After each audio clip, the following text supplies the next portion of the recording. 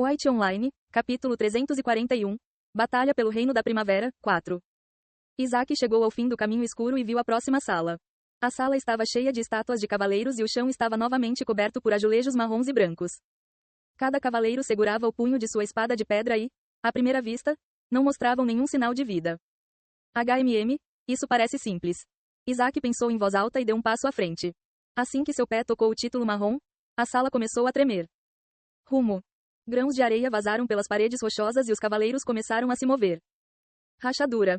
Suas juntas enferrujadas emitiram um som alto de estalo. Cada estátua de cavaleiro moveu seus membros bruscamente e destruiu a camada rochosa que os envolvia. Logo, as estátuas dos cavaleiros pareciam mais humanas.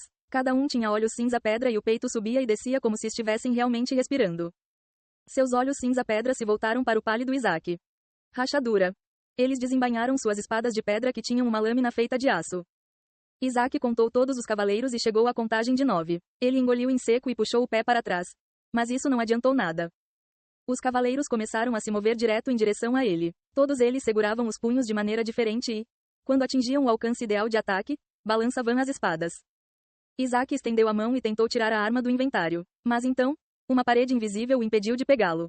Seus olhos se arregalaram em choque. Armas não podem ser usadas? Tocar, tocar. Da escuridão, o rei Jonatas apareceu com uma espada na mão. Ele balançou a lâmina em direção ao cavaleiro de pedra. Mas então a espada desapareceu de sua mão e ele ficou desarmado. Seus olhos se arregalaram em choque e ele viu a sombra da espada da estátua do cavaleiro pairando sobre ele. Isaac moveu seu corpo para o lado. A espada passou por sua bochecha e fez um pequeno arranhão em sua coxa. O rei Jonathan saltou para o lado. A espada do cavaleiro destruiu o chão sem esforço, como se ele estivesse cortando manteiga derretida. Isaac se esquivou de outra espada enquanto sua mente estava acelerada. Ele entendeu que precisava de alguma forma atravessar a sala e chegar ao outro lado para completar o teste.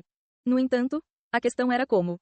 Não havia caminho a seguir. Os grandes corpos de cavaleiros bloqueavam todas as direções, e pular sobre eles era basicamente um suicídio. Raif, a voz do rei Jonathan chegou perto dele. Isaac virou a cabeça e viu o cavaleiro loiro desviando dos golpes mortais da espada. Sim, Isaac perguntou e deu um passo para trás. Apenas um segundo depois, uma espada bombardeou seu local anterior. Você tem uma habilidade que o ajudaria a passar neste teste? Ele perguntou e saltou sobre o cavaleiro que quase foi capaz de acertá-lo. No entanto, enquanto estava no ar, ele era um alvo fácil e foi atacado por outros 2 cavaleiros.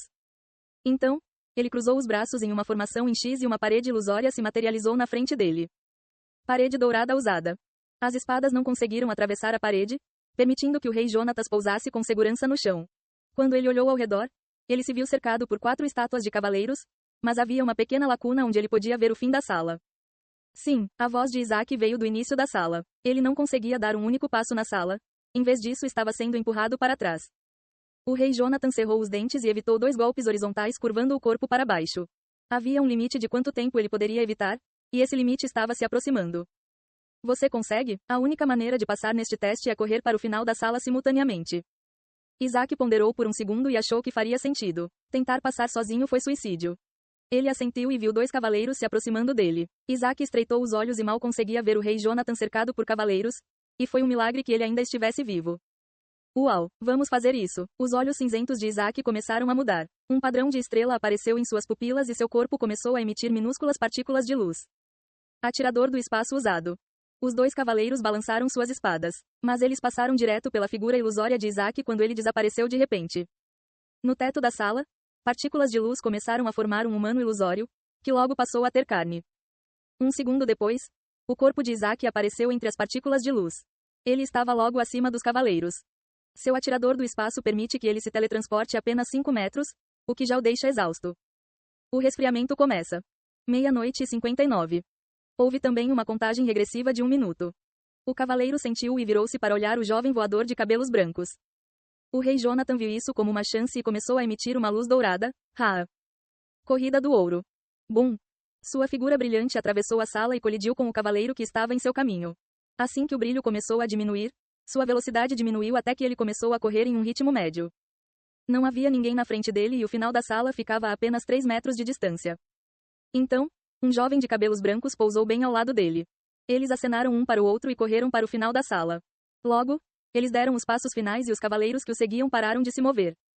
Uma espessa camada de rocha os envolveu. Eles retornaram ao estado anterior e parecia que não passavam de um pesadelo. O rei Jonathan não se sentia tão exausto há anos. Isaac desviou o olhar dos cavaleiros e viu um caminho mal iluminado. Ele deu um tapinha no peito e começou a correr. O rei Jonatas observou enquanto ele fugia e suspirou. Será que envelheci?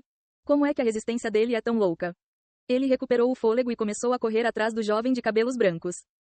Enquanto corriam em direção à terceira sala, ouviram o som de pedras quebrando. O rei Jonathan se virou e viu os membros de sua guilda prestes a enfrentar os cavaleiros. Ele adoraria ajudá-los, mas mesmo ele quase não sobreviveu. Logo chegaram ao final do caminho mal iluminado e se depararam com uma sala que parecia relativamente simples. Não havia buracos no teto ou estátuas. Em vez disso, havia azulejos marrons e brancos. No final da sala havia uma grande porta de granito. Era quase tão grande quanto a estátua do deus Zéfiro.